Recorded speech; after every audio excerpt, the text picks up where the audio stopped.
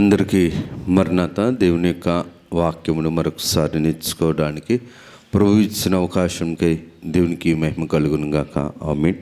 అపొస్తలుల కార్యములు 9వ అధ్యాయము 4వ వచనాన్ని ధ్యానించుకుందారు. అప్పుడు అతడు నేల మీద పడి, సౌలా సౌలా, నీవేళ నన్ను హింసించుచున్నావను తనతో ఒక స్వరము పలుకుట వినెను. ప్రార్థన చేసుకుందారు. సర్వకృపానిధి దయగలిగిన తండ్రి, మీకు వందనాలయ్యా. కొద్దివారము దీవించుము, మాతో మాట్లాడము. మా యొక్క ఆత్మీయ జీవితంలో మేము నేర్చుకోవలసిన ఆత్మీయ సారమును గ్రహించుకొనగలిగే ఆత్మీయ దీన మనస్సును, ఆత్మీయ సాత్వికమును, సమాధానమును మీరు మాకు అందించమని, మాతో మీరుండుమని, మాలో మీరుండుమని, మా అందరిలోనూ మీరుండి మీరు మహిమను, ఘనతను, కీర్తిని, ప్రభావములను పొందుమని మహిమనాథుడును, శ్రేష్ఠ పాలకుడును, ఏకరక్షకుడు యేసు నామమున అడుగుచున్నాం తండ్రి. ఆమేన్. త్రిత్వ దేవుని దీవెన, ఆశీర్వాదములు, శుభములు, జీవన ధన్యతలు, మేలులు, ఉపకారాలు ప్రభు నిండుగా మెండుగా అనుగ్రహింపజేసి ప్రభు మహిమ పొందును గాక. ఆమేన్. దేవుని యొక్క కృపను బట్టి, దేవుని యొక్క స్థితిని బట్టి జాగ్రత్తగా మనం గమనించగలిగితే గనక ఆ ప్రభు అపోస్తలుడైన పౌలు గారితో చెప్పిన మాట, సౌలా సౌలా, నీవేళ నన్ను హింసించుచున్నావని తనతో ఒక స్వరము పలుకుట వింటిని. గత వాక్యములో మనం నేర్చుకున్నాం, అపోస్తలుడైన పౌలు గారి యొక్క జీవితంలో దమస్కా పట్టణమునకు ముందు బ్రతుకు ఒకటి, దమస్కా పట్టణమునకు వెళ్తుండేటప్పుడు ఆ యొక్క మార్గము మధ్యంలో ప్రభు మాట్లాడిన మాటల తర్వాత ప్రభు యొక్క జీవితం, అపోస్తలుడైన పౌలు గారి యొక్క జీవితం మరొకటి. ఎందుకు ఈ మాటను నేను జ్ఞాపకం చేస్తున్నాను అనేసనంటే, అపోస్తలుడైన పౌలు గారు దమస్కా పట్టణానికి వెళ్తున్నారు. ఎక్కడి నుంచి వెళ్తున్నారంటే యెరూషలేము నుంచి వెళ్తున్నారు. ఎందుకు వెళ్తున్నారు అనేసనంటే క్రైస్తవుల కొరకు వెళ్తున్నారు. ఎందుకు క్రైస్తవులు దమస్కా పట్టణంలో ఉన్న క్రైస్తవుల కొరకు వెళ్తున్నారనిస్తానంటే, ఈ క్రైస్తవులు యెరూషలేములో దేవుడి యొక్క మాటను వెంబడించిన క్రైస్తవులు, దేవుని యొక్క మాట పట్ల విశ్వాసము కలిగిన క్రైస్తవులు. అప్పటికే యెరూషలేము సంఘములో క్రైస్తవులకు యేసు ప్రభువుని వెంబడిస్తున్న వారిని, యేసు ప్రభు పేరు చెబుతున్న వారిని, యేసు ప్రభు కోసం ప్రకటన చేస్తున్న వారిని బాధ పెడుతున్నారు. కాబట్టి యెరూషలేము పట్టణం నుంచి వీరు ఎక్కడికి వెళ్ళారనేసనంటే భయోందాలతో దమస్కా పట్టణానికి వెళ్ళారు. యెరూషలేము పట్టణంలో ఉంటే గనక చంపడానికి వీలు లేదు కాబట్టి దమస్కా పట్టణానికి వెళ్ళి అక్కడ ఉన్న క్రైస్తవులు చంపడానికి అక్కడ ప్రధాన యాజకుడైన ఆ యొక్క యాజకుని దగ్గరికి వెళ్ళి పర్మిషన్ తీసుకుని వచ్చి, అనుమతి తీసుకుని వచ్చి దమస్కా పట్టణంలో క్రైస్తవులు చంపడానికి వెళ్తున్నాడు ఈయన. చూడండి, అపోస్తలుడైన పౌలు గారి యొక్క జీవితంలో జాగ్రత్తగా మనం చూడగలిగితే గనక యెషయా గ్రంథము 64వ అధ్యాయము 6వ వచనంలో మనం చూడగలిగితే కనుక, మేమందరము అపవిత్రుల వంటి వారమైతిమి, మా నీతి క్రియలనియు మురుకుగుడ్డ వలె నాయను, మేమందరము ఆకు వలె వాడిపోతిమి, గాలి వాన కొట్టుకొని పోవునట్లుగా మా దోషములు మమ్ములను కొట్టుకొని పోయేను. ఈ స్థితిలో ఉండిపోయాడు అపోస్తలుడైన పౌలు గారు. మురికి గొడ్డ వలె ఉన్నది ఆయన భక్తి, ఆయన విశ్వాసం. యేసు రక్తము ప్రతి పాపము నుండి పవిత్రపరచును. ఈ మురుకు గుడ్డగా ఉన్న బ్రతుకును శుభ్రం చేసేది, శుద్ధి చేసేది, వృద్ధినిచ్చేది యేసు ప్రభు యొక్క రక్తము మాత్రమే. దీన్ని ధ్యానిస్తున్న వారు, దీన్ని ప్రకటిస్తున్న వారు క్రైస్తవులు ఆనాటి కాలములో వారిని అంతము చేయటానికి పట్టలేనంత కోపముతో, వెర్రి కోపముతో, వేషధారణ కలిగిన భక్తితో, మత పిచ్చితో అపోస్తలుడైన పౌలు గారు దమస్కా పట్టణానికి క్రైస్తవులు చంపడానికి బయలుదేరాడు. ఆయనలో ఉన్న గర్వము, ఆయనలో ఉన్న అహము, ఆయనలో ఉన్న సొంత బుద్ధి, స్వనీతి అనే పొలుసులు, ఆయనలో ఉన్న ఆత్మీయ జీవితాన్ని, ప్రభు యొక్క ఆత్మీయ జీవితాన్ని మూసివేశాయి. గమానియేలు పాదాల దగ్గర నేర్చుకున్న విద్య ఆయనకు రక్షణ ఇవ్వట్లేదు. ఏ ధర్మశాస్త్రం కోసమైతే షిలోహు మందిరంలో ఆయన ఏ విధముగా అయితే సునగోగుల్లో బోధించాడో, ఆ సునగోగుల్లో బోధించిన బోధ ఆయనకు రక్షణ ఇవ్వలేదు. రక్షించే వార్తను కాదని, రక్షణ ఇవ్వలేని వార్తను పట్టుకొని అపోస్తలుడైన పౌలు గారు మత పిచ్చితోటి ఏం చేశాడని అంటే క్రైస్తవులను తరుముతున్నాడు. దేవుడు అబ్రహాము గారికి వాగ్దానం ఇచ్చిన 430 సంవత్సరాల తర్వాత ధర్మశాస్త్రం వచ్చింది. ఆ ధర్మశాస్త్రంలో గమానియేలు గారి యొక్క పాదాల దగ్గర నేర్చుకున్న విద్య ఆయనకు రక్షణ ఇవ్వలేదు. కానీ మనం చదవబడిన వాక్యములు మనం చూడగలిగితే 4వ వచనం 9-4 అపోస్తలుల కార్యాల నుంచి వస్తే కనుక, సౌలా సౌలా నీవేళ నన్ను హింసించుచున్నావు, నీవు హింసించుచున్న యేసును లేచి పట్టణంలోనికి వెళ్ళుము, లేచి పట్టణంలోనికి వెళ్ళుము, అక్కడ నీవు ఏమి చేయవలనో అది నీకు తెలియబడునని. ఎందుకు ఈ మాటను నేను జ్ఞాపకం చేస్తున్నానని అంటే, అపోస్తలుడైన పౌలు గారి యొక్క జీవితంలో ఇది ఒక మహిమోపకరమైన సంఘటన, మహిమ స్థితికి తీసుకుని వెళ్ళిన సంఘటన. ఎందుకు ఈ మాటను నేను జ్ఞాపకం చేస్తున్నానని అంటే, ఈ దమస్కా పట్టణము ద్వారమును జరిగిన ఈ సందర్భము దేవుని యొక్క ఆత్మీయ జీవితమును సారాన్ని అపోస్తలుడైన పౌలు గారిని దేవుడు ఒక్క దెబ్బ సౌలును కొట్టి పెంకి ఘటముగా, మొండి ఘటముగా ఉన్న సౌలును కృపానే కళ్ళెముతో కట్టి బిగించాడేనా. ఇందుకు ఈ మాటను నేను జ్ఞాపకం చేస్తున్నానని అంటే, ఏ యూదులు దగ్గరకు వచ్చి స్టెఫన్ గారు క్రీస్తుని గురించి బోధిస్తుండేటప్పుడు స్టెఫన్ గారిని చంపేశాడో, ఆ స్టెఫన్ గారి స్థలములో నిలబడే యోగ్యత, అర్హత, ఆత్మీయ జీవితము సంపాదించుకున్న పరిసయుడు దేవుని మాటను విని, దేవుని యొక్క స్థితిని బట్టి, దేవుని యొక్క కార్యమును బ్రతికించడానికి దినదినము చనిపోయిన యూదా పరిసయుల్లో ప్రథమ స్థానము కలిగిన వాడు అపోస్తలుడైన పౌలు గారు. దేవుని మాటను బ్రతికించడం కోసం దినదినము చనిపోయాడు, క్షణక్షణము చనిపోయాడు ఈయన. ఎందుకు ఈ మాటను నేను జ్ఞాపకం చేస్తున్నాను అని దేవుని యొక్క వాక్య క్రమములో జాగ్రత్తగా గమనిస్తే కనుక, అపోస్తలుడైన పౌలు గారి యొక్క జీవితంలో మహిమోపకరమైన అద్భుతం బైబిల్ గ్రంథములు మనం చూడగలిగితే కనుక, అపోస్తలుడైన పౌలు గారి ఎన్ని శ్రమలు పొందారో అంత వాక్యాన్ని మనకు నేర్పించారు. అన్ని పుస్తకాలు కూడా ఈ గ్రంథంలో ప్రభు కృపను బట్టి పౌలు గారి యొక్క వ్రాతలు మన గ్రంథంలో, బైబిల్ గ్రంథంలో భద్రపరచబడే స్థితిని, స్థాయిని, అంతస్తును దేవుడు అపోస్తలుడైన పౌలు గారికి అందించాడు. క్రొత్త నిబంధన గ్రంథంలో 27 పుస్తకాలుంటే 13 అని కొంతమంది అంటారు, 14 అని కొంతమంది అంటారు. ఇన్ని పుస్తకాలను క్రోడీకరించి ఆ యొక్క స్థితిని బైబిల్ గ్రంథంలో భద్రపరచే స్థితిని, అనగా 13 లేక 14 గ్రంథాలను, పుస్తకాలను రాసిన ఏకైక బైబిల్ రచయిత ఎవరనిస్తానంటే ఈ యొక్క అపోస్తలుడైన పౌలు గారు. ఈయన యొక్క ఆత్మీయ జీవితం దేవుని యొక్క కార్యమును బట్టి చూడగలిగితే గనక, గలతీ పత్రిక అంతా కూడా ఒక మాటలో చెప్పాడు, పాపికి రక్షణ ధర్మశాస్త్రము వలన కాదు కానీ క్రీస్తు వలన మాత్రమే. ఒకప్పుడు ధర్మశాస్త్రాన్ని బోధించిన అపోస్తలుడైన పౌలు గారు గలతీ పత్రిక ద్వారా అంటున్న మాట ఏంటనిసినంటే, ధర్మశాస్త్రము వలన పాపికి రక్షణ లేదు, యేసుక్రీస్తు ప్రభువు వలన మాత్రమే పాపికి రక్షణ.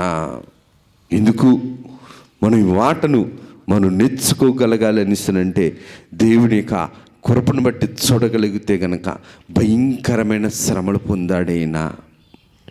దేవుని యొక్క కృపను బట్టి అపోస్తలుడైన పౌలు గారి యొక్క జీవితంలో ఎంత ఉన్నతమైన స్థితికి ఉన్నాడో అంత ఉన్నతమైన స్థితిని బట్టి ప్రభు ఫిలిప్పీ పత్రిక 4వ అధ్యాయము 11వ వచనంలో చూడగలిగితే కనుక నేను ఏ స్థితిలో ఉన్నాను ఆ స్థితిలోనే సంతృప్తి కలిగి ఉండుట నేర్చుకొని ఉన్నాను. ఏ స్థితిలో ఉన్నానో ఆ స్థితిలోనే సంతృప్తి కలిగి ఉండుట నేర్చుకొని ఉన్నాను. ఎందుకు ఈ మాటను నేను జ్ఞాపకం చేస్తానంటే, అపోస్తలుడైన పౌలు గారి యొక్క స్థితి ఏ స్థితిలో ఉందంటే, ఫిలిప్పీ పత్రిక 3:11లో ఒక మాట ఉంటుంది, పెంటతో సమానముగా ఎంచబడిన వాడను. ఈ స్థితిలో ప్రభు దృష్టిని బట్టి సంతృప్తిగా నేను బ్రతుకుతున్నాను అని చెప్పగలిగిన, పరిచర్య చేయగలిగిన, సంపూర్ణ మారు మనసు పొంది సంపూర్ణమైన సేవ జరిగించిన ఒక పనివారు, నమ్మకమైన పనివారు ఎవరనిస్తానంటే అపోస్తలుడైన పౌలు గారు. ఎందుకు ఈ మాటను నేను జ్ఞాపకం చేస్తున్నాననిస్తానంటే, అపోస్తలు పౌలు గారి యొక్క శ్రమలు ఏ మనిషి కూడా అటువంటి పరిస్థితుల్లో బైబిల్ గ్రంథములో, క్రొత్త నిబంధన గ్రంథములో భయంకరమైన శ్రమలు పొందిన మరొకరు ఎవరు కూడా లేరు. ఎవరు లేరు. అపోస్తలుడైన పౌలు గారి వలె శ్రమలు పొందిన వారు ఎవరైనా సరే నా జ్ఞానమునకు మించి ఎవరు లేరు. ఎందుకు ఈ మాటను నేను జ్ఞాపకం చేస్తున్నాననిస్తానంటే, కొరింథీయులకు రాసిన 2వ పత్రిక 11వ అధ్యాయము 23వ వచనం నుంచి చూస్తే ప్రభు చెప్తున్న మాట, మీరు క్రీస్తు పరిచారకులా, వెర్రివాని వలె మాట్లాడుచున్నాను, నేనును మరీ ఎక్కువగా క్రీస్తు పరిచారకుడను, మరీ విశేషంగా ప్రయాసపడితిని, అనేక పర్యాయములు చెరసాలలో నుంటిని, అపరిమితముగా దెబ్బలు తింటిని, అనేక మారులు ప్రాణాపాయంలో ఉంటిని, యూదుల చేత 5 మారులు ఒకటి తక్కువ 40 దెబ్బలు తింటిని, 3 మారు బెత్తముతో కొట్టబడితిని, రాళ్లతో ఒకసారి కొట్టబడితిని, 3 మారు ఓడ పగిలి శ్రమ పొందుతుని, రాత్రింబగండ్లు సముద్రంలో గడిపి తిని, అనేక మారులు ప్రయాణములో, నదుల వలనైనను ఆపదల్లో, దొంగల వలనైనా ఆపదల్లో, నా స్వజనుల వలనైనా ఆపదల్లో, అన్యజనులైన ఆపదల్లో, పట్టణములో ఆపదల్లోను, అరణ్యములో ఆపదల్లోను, సముద్రములో ఆపదల్లోను, కపట సహోదరుణ్ణి ఆపదల్లోను, ప్రయాసముతోను, ఆకలి ప్రయాసముతోను, కష్టముతోను, జాగ్రత్తతోను, ఆకలి దక్కపడుగులతోను, ఉపవాసములతోను, చలితోను, దిగంబరత్వముతోను, ఎన్ని శ్రమలో ఇటువంటి దైవ సేవకుని మనం చూడగలుగుతున్నామా? ఇటువంటి దైవ సేవకుని మనం చూడగలమా? 3 మారు దేవుని యొక్క కృపను బట్టి 3 మారు ఒకటి తక్కువ 40 దెబ్బలు తిన్నవాడు, అనేక మారులు చెరసాలలో వేయబడినవాడు, 5 సార్లు కొరడా దెబ్బలు తిన్నవాడు, 3 మారు బెత్తముతో కొట్టబడినవాడు, రాళ్లతో కొట్టబడినవాడు, అందరి చేత తృణీకరింపబడినవాడు, లోకములో స్థానము లేనివాడు, లోకము చేత ప్రేమించలేనివాడు, లోకమును దరిచేర్చుకోలేనివాడు. అందుకనే యూదులకేమో మత్తయి గారు రాస్తే, రోమిలకేమో మార్కు గారి సువార్త అందిస్తే, గ్రీకులకేమో లూకా గారు సువార్త అందిస్తే అన్యజనులైన మనందరికీ కూడా సువార్తను అందించడానికి అపోస్తలుడైన పౌలు గారిని దేవుడు ఎంచుకున్నాడు. ఎంత గొప్ప ఆధిక్యత, ఎంత గొప్ప ఆత్మీయ దృష్టి, ఎంత గొప్ప ఆత్మీయ ఉజ్జీవమైన పరిచారకుడు. ఇందుకు ఈ మాటను నేను జ్ఞాపకం చేస్తున్నానంటే, ఒకప్పుడు క్రైస్తవులను వెతికి చంపేవాడు ఈరోజు క్రైస్తవుల కోసం బోధిస్తున్నాడు, క్రైస్తవులను కాపాడుతున్నాడు. యూదులను మార్చడానికి క్రైస్తవ బోధను, క్రీస్తు బోధను, పునరుద్ధానపు బలాన్ని ప్రకటిస్తున్నాడు అపోస్తలుడైన పౌలు గారు. దేవునిక విశ్వాసులారా, ఎంత బలానమ్మకమై అయితే పని చేస్తాడు, అంతకంటే జీవము కలిగిన బోధ కోసం బలమైన పనిని కొనసాగిస్తున్నాడు యేసుక్రీస్తు ప్రభు యొక్క కార్యమును నెరవేర్చడానికి. ఇందుకు ఈ మాటను నేను జ్ఞాపకం చేస్తున్నానంటే, దేవుని యొక్క కార్యము గొప్పది. యోహాను సువార్త 3వ అధ్యాయంలో ప్రభువు రాయించిన మాటను మనం చూడగలిగితే గనక, యోహాను సువార్త 3వ అధ్యాయము 2వ వచనంలో చూడగలిగితే కనుక ప్రభువు రాయించిన మాట ఏంటనిసరంటే, 3వ అధ్యాయము 2వ వచనాన్ని చూస్తే కనుక ప్రభువు రాయించిన మాట ఏంటనిసరంటే, 3వ వచనంలో ఒకడు క్రొత్తగా జన్మించితేనే కానీ అతడు క్రీస్తు రాజ్యమును చూడలేడని నీతో నిత్యముగా చెప్పుచున్నానని నేను. ఒకడు క్రొత్తగా జన్మించితేనే కానీ, యేసు మాటను బట్టి క్రొత్తగా జన్మించిన వాడు, యేసు మాటను బ్రతికించడానికి క్రొత్తగా జన్మించిన వాడు, క్రొత్త స్వభావమును జన్మించుకున్నవాడు, నూతన స్వభావమును సంపాదించుకున్న వాడు ఎవరనిసినంటే అపోస్తలుడైన పౌలు గారు. ఇందుకు ఈ మాటను, ఇన్ని శ్రమలు, ఇన్ని బాధలు, ఇన్ని కష్టాలు, ఇన్ని నిందలు, ఇన్ని వేదనలు, ఇన్ని శోధనలు, ఇన్ని చిక్కులు, ఇన్ని అవమానములు, ఇన్ని వ్యాధులు, ఇన్ని భయంకరమైన ఒంటరితనములు ఆయన దేవుని యొక్క సేవను విడిచిపెట్టలేదు. దేవుని సంఘము కోసము అనేకమైన ప్రాంతాలకు వెళ్ళి ఆయనే దేవుని సువార్తను ప్రకటించాడు. ఎందుకు ఈ మాటను నేను జ్ఞాపకం చేస్తున్నానంటే, అపోస్తలుడైన పౌలు గారు చరిత్రను బట్టి జాగ్రత్తగా చూడగలిగితే కనుక చరిత్రలో ఉన్న మాటలు ఇవి బైబిల్ గ్రంథంలో లేవు, కానీ చరిత్రలో ఉన్న మాటను బట్టి చూస్తే గనక అపోస్తలుడైన పౌలు గారు గమాలియేలు గారి దగ్గర ఉన్న కాలంలో మరి ఒకరు కూడా గమాలియేలు గారి దగ్గర ఉన్నవారు ఎవరనిసరంటే బర్నబా గారు అందగాడు, దేహ సౌందర్యము కలిగిన వాడు, ఎత్తైన వాడు, బలము కలిగిన వాడు, పలుకుబడి కలిగిన వాడు.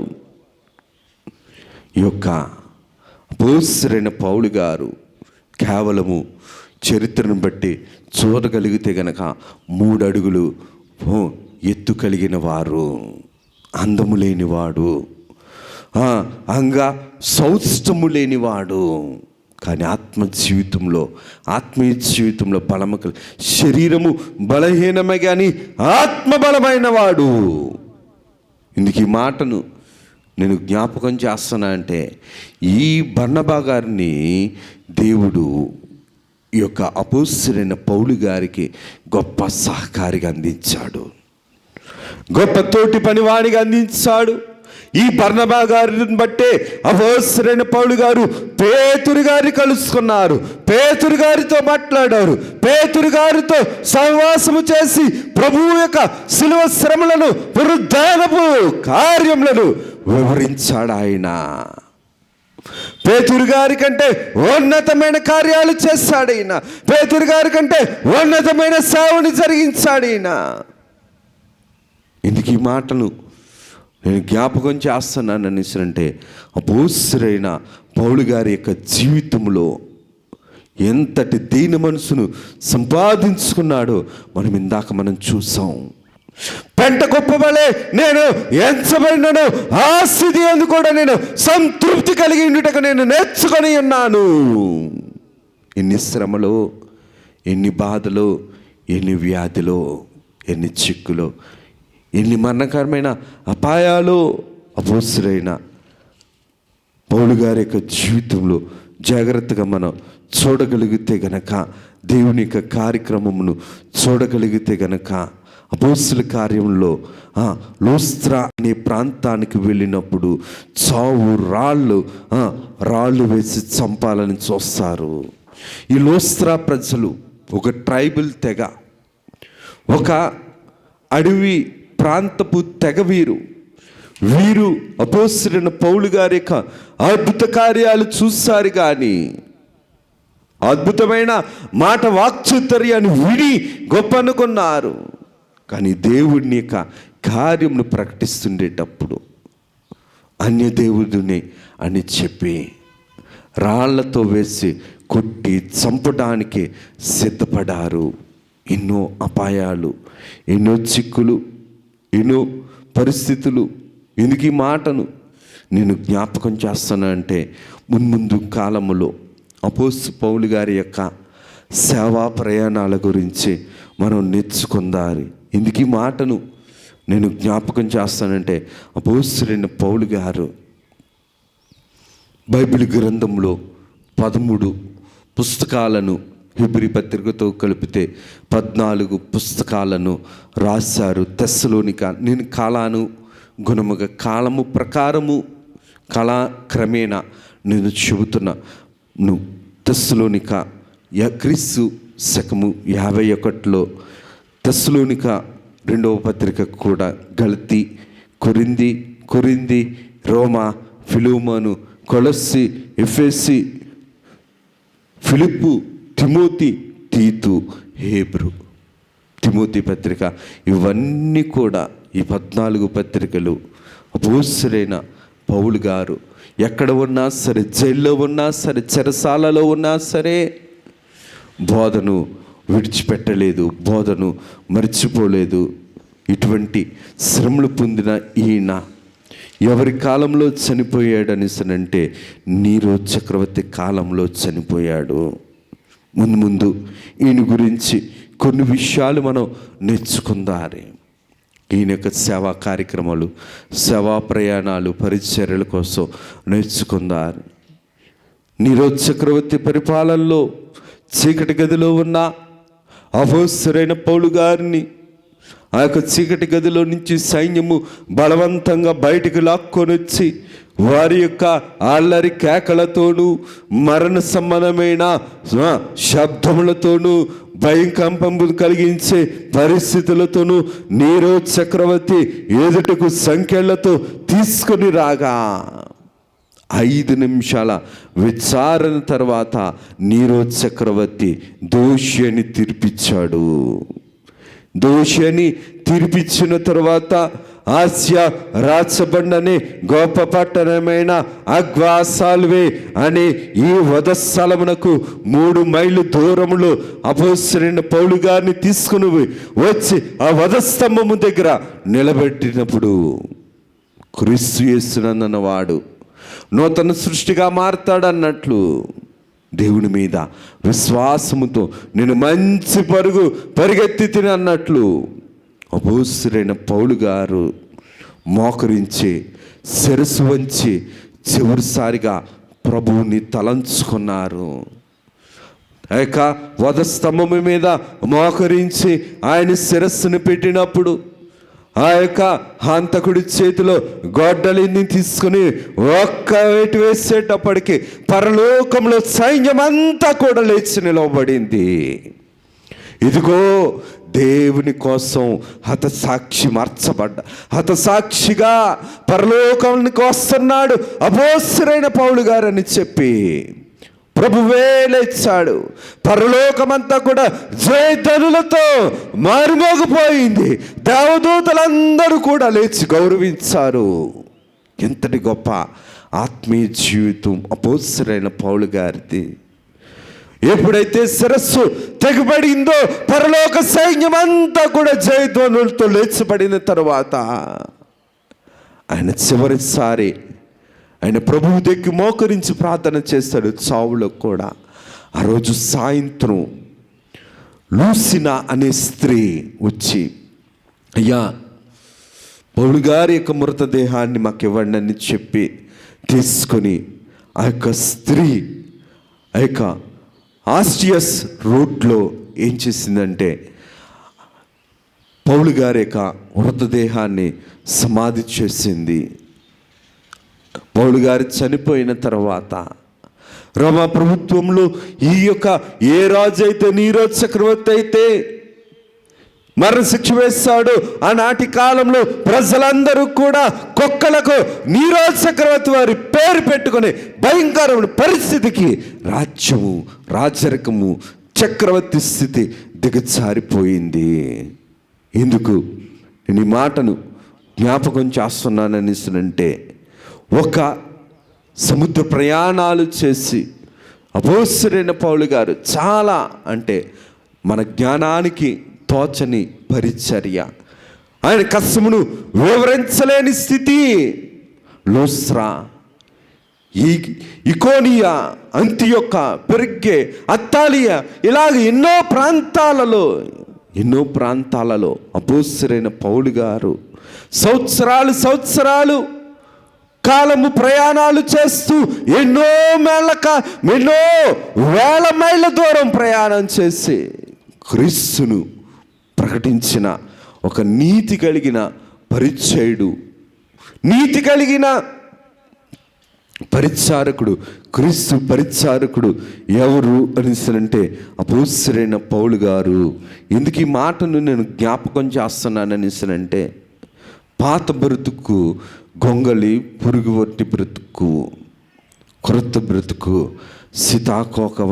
సీతాకోక చిలుక వంటి బ్రతుకు, పాత బ్రతుకు స్వనీతి బ్రతుకు, క్రొత్త బ్రతుకు దైవాత్మ నీతి కలిగిన బ్రతుకు. అందుకనే క్రైస్తవ మతంలో నుంచి, క్షమించండి, యూదా మతంలో నుంచి క్రైస్తవ సంఘమునకు రూపమిచ్చిన వారు శిరస్సుగా ఉన్న యేసుక్రీస్తు ప్రభువు అయితే, క్రైస్తవ మతాన్ని వ్యాప్తి చేసిన వారు ఎవరనిస్తున్నంటే అపోస్తలుడైన పౌలు గారు. ఈ క్రైస్తవ మతములో నుంచి ఎన్నో మిషన్లు వచ్చాయి, ఎన్నో మిషన్లో నుంచి బైబిల్ మిషన్ వచ్చింది. బైబిల్ మిషన్లో నుంచి వధువు సంఘము రాబోతుంది. సన్నిధి చేసే సంఘము బైబిల్ మిషన్ సంఘము, దేవుని చూపించే సంఘము బైబిల్ మిషన్ సంఘము, దేవునితో మాట్లాడే సంఘము బైబిల్ మిషన్ సంఘము, దేవునితో చనువు కలిగిన సంఘము బైబిల్ మిషన్ సంఘము. ఈ బైబిల్ మిషన్ సంఘమును బయలుపరిచినది ఎవరనిస్తారంటే, భూమి మీదకి తీసుకురమని ప్రభువు చెబితే తీసుకుని వచ్చింది దైవజనులు దేవదాసయ్య గారు. నాటి కాలములో ఎన్నో మతాలు ఉన్నాయి, ఎన్నో మత సాంప్రదాయాలు ఉన్నాయి, కానీ యూదా మతం ఉంది. యూదా మతంలో నుంచి ఫరిసయ్యులు, సద్దూకయ్యులు ఎలాగైతే ఉన్నారు, ఫరిసయ్యుల నుంచి క్రీస్తు రాయబారిగా అపోస్తలుడైన పౌలు గారు ఎలాగైతే ఉన్నారో, అలాగే ఎన్నో మిషన్లో ఉన్న అన్ని మిషన్లో నుంచి కూడా ఎవరు దేవుని చూపించలేదు, కానీ కేవలం దైవజనులు దేవదాసయ్య గారు మాత్రమే ఎలాగైతే అపోస్తలుడైన పౌలు గారు క్రీస్తుని ప్రేమను చూపించారో, అలాగా దైవజనులు దేవదాసయ్య గారు భూలోకములో వధువు సంఘాన్ని చూపించారు. క్రైస్తవ సంఘములో ఆనాటి కాలంలో యూదా మతములో పరిసయ్యులు, సద్దూకయ్యులు ఉండేటప్పుడు పరిసయ్యుల నుంచి ఎలాగైతే అపోస్తలుడైన పౌలు గారిని దేవుడు ఎంచుకున్నాడో, ప్రొటెస్టెంట్స్ పెంతెకొస్తేల్లో ఈ యొక్క ప్రొటెస్టెంట్లో నుంచి లూథర్ మిషన్లో నుంచి బైబిల్ మిషను. చాలామంది ఏమనుకుంటారంటే ఆ లూథర్ మిషన్లో నుంచే అన్ని సంఘాలు వచ్చాయి. ఆనాటి కాలంలో కూడా మేము అబ్రాహాము సంతానం అని చెప్పుకునేవారు. ఈ అబ్రాహాము సంతానం అని చెప్పుకునేటప్పుడు యేసుక్రీస్తు ప్రభు వారికి చెప్పిన సమాధానం ఏంటంటే, సర్వసంతానమా. ఎందుకు ఈ మాట నేను అంటున్నాను అనిస్తుందంటే, ఒకరిని నేను కించపరచట్లేదు. అబ్రాహాము సంతానం అని చెప్పుకున్నారు, కానీ అబ్రాహాము యొక్క విశ్వాససారము కానీ, విశ్వాస సంబంధమైన జీవితము కానీ, అబ్రాహాము సంబంధమైన సన్నిధి సారము కానీ ఆనాటి కాలంలో యూదులు కలిగి లేరు. ఈరోజు ఒక మిషన్ గురించి నేను చెప్పానని నన్ను మీరు అపార్థం చేసుకోవద్దు. అన్ని మిషనులు గొప్పగా పెరిగి మేఘమెక్కును. అన్ని మిషనులు గొప్పగా పెరిగి మేఘమెక్కే కాలము సంఘము రాకడకు సిద్ధపడు కాలము. ఒక బైబిల్ మిషన్ గురించి నేను చెప్పటం లేదు. అన్ని మిషన్ల వారు ఎక్కే కాలము బైబిల్ మిషన్ మాత్రమే కాదు. అన్ని మిషన్లు పెరగాలి దేవుని దగ్గర. బైబిల్ మిషను ఒక మనిషి పేరు మీద ఏర్పరిచిన మిషన్ కాదు కదా. ఒక మిషన్ను చీల్చిన మిషన్ కాదు కదా. ఒక వ్యక్తితో నుంచి వచ్చిన మిషన్ కాదు కదా. ఇది దేవుడు ఏర్పరచమంటే దేవుని చిత్త ప్రకారము దేవుని చూపించడానికి 7 మెట్ల ప్రార్థన, 7 ప్రత్యక్షతలు నేర్పించే సంఘము కలిగిన మిషను బైబిల్ మిషను. ఇందుకు ఈ మాటను నేను జ్ఞాపకం చేస్తున్నానంటే దేవుణ్ణి చూపించగలగాలి, దేవుణ్ణి చేరుకోగలగాలి, దేవుని యొక్క ఆత్మీయ జీవితాన్ని మనం పోషించుకోగలగాలి. నా మాటలు ఎవరికైనా సరే కాస్త ఇబ్బందిగా ఉంటే నన్ను క్షమించండి. తనిగారు దైవజనులు దేవదాసయ్య గారు చెప్పిన మాటే నేను మరొకసారి జ్ఞాపకం చేస్తున్నాను. ఏ మతమును కానీ ఏ మనిషిని కానీ దూషించరాదు, ద్వేషించరాదు. తెలియని విషయములు దేవుణ్ణి అడిగి తెలుసుకొనవలెను. నేను దూషించట్లేదు, ద్వేషించట్లేదు. అపోస్తలుడైన పౌలు గారు యూదా మతాన్ని దూషించలేదు, ద్వేషించలేదు. యూదా ధర్మశాస్త్రాన్ని నెరవేర్పు చేయటానికి వచ్చిన యేసుక్రీస్తు ప్రభుని చూపించాడు. బైబిల్ మిషను యేసుక్రీస్తు ప్రభుని చూపించే సన్నిధి సారము కలిగిన మిషను. యేసుక్రీస్తు ప్రభు అన్నమాట, నీ ముఖమును నాకు కనబడనిమ్ము, నీ స్వరమును నాకు వినబడనిమ్ము. బైబిల్ మిషన్ అంటున్న మాట, దేవా నాకు కనబడము, అందరికీ కనబడము. దేవా నాతో మాట్లాడము, అందరితోనూ మాట్లాడము. ఇందుకు ఈ మాటను నేను జ్ఞాపకం చేస్తున్నాను అనిస్తుంటే అపోస్తలుడైన పౌలు గారి యొక్క జీవితం పరలోకమునకు సంతోషాన్ని ఇచ్చిన జీవితం. బైబిల్ మిషను పరలోకపు సంతోషమును భూలోకమునకు తీసుకుని వచ్చిన మిషను. పరలోకపు ఆత్మీయ జీవితమును భూలోకములో నేర్పిస్తున్న సంఘము సన్నిధి అనుభవమును, సన్నిధి యొక్క క్రమములను, పరలోకపు ఆరాధనను భూలోకమునకు పరిచయం చేస్తున్న సంఘము బైబిల్ మిషను సంఘము. దేవుడి కొద్ది మాటలను మన వినికిడిలో దీవించి ప్రభువు మహిమ పొందును గాక. ఆమేన్. సర్వోన్నతుడా, సర్వశక్తిమంతుడా, మహిమ కలిగిన తండ్రి మీకు వందనాలయ్యా. కొద్ది వారము దీవించండి, ఆశీర్వదించండి. నీ ఆత్మీయ కార్యక్రమములతోటి నడిపించండి, పోషించండి, బలపరచండి, స్థిరపరచండి. నైనా నీ మాటకు లోబడి నీకు విధేయులకు నీ విశ్వాససహితమైన సంఘముగాను, నీ జ్యేష్ఠుల సంఘముగాను అయినా అపోస్తలుడైన పౌలు గారి యొక్క ఆత్మీయ జీవితంలో భక్తిని నిలుపుకునే నీతి కలిగిన వారిగాను నీ యొక్క ముఖకాంతి కిరణములతో ఎదగగలిగే నాయన విశ్వాస స్థితిని సంపాదించుకునే యోగ్యులుగాను మమ్మలను మీరే సిద్ధపరిచి మీరే మహిమను పొందుమని నీ నామములో యేసు నామములో అడుగుచున్నాము తండ్రి. ఆమేన్. త్రిత్వా దేవుని దీవెన ఆశీర్వాదములు, శుభములు, జయములు, ధన్యతలు, మేలులు, ఉపకారాలు ప్రభువు నిండుగా మెండుగా మన ಎಲ್ಲరికి అందింపచేసి ప్రభువు మహిమ పొందును గాక. ఆమేన్. అందరికీ మరణాత.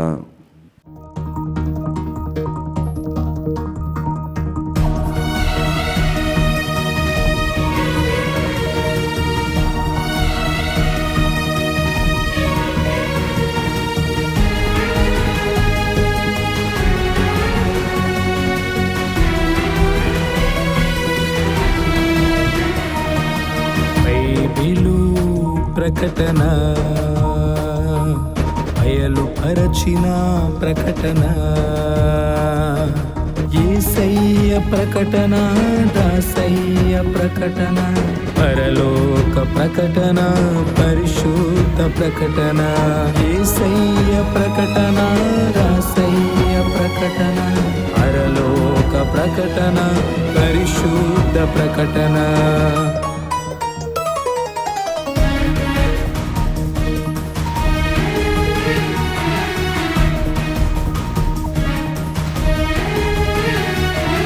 ప్రకటన బైబిలు ప్రకటన బయలుపరచిన ప్రకటన. విమలాత్మ ప్రకటన విజయాత్మ ప్రకటన విశ్వాసికి ప్రకటన విజ్ఞాపన ప్రకటన. విమలాత్మ ప్రకటన విజయాత్మ ప్రకటన విశ్వాసికి ప్రకటన విజ్ఞాపన ప్రకటన. ప్రకటన బైబిలు ప్రకటన బయలుపరచిన ప్రకటన.